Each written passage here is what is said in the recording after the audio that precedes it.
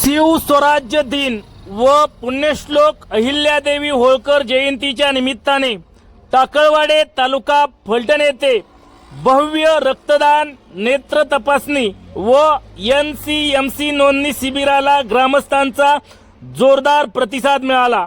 या उपक्रमात 42 रक्तदात्यांनी रक्तदान करून जीवनदानाचा संदेश दिला, तर 160 नागरिकांची मोफत नेत्र तपासणी करण्यात आली। याशिवाय सुमारे 100 लाभार्थींना मोफत चष्म्यांचे वाटप करण्यात आले। राज्य परिवहन महामंडळाच्या सवलतीसाठी 93 महिला व ज्येष्ठ नागरिकांची NCMC कार्ड नोंदणी करण्यात आली।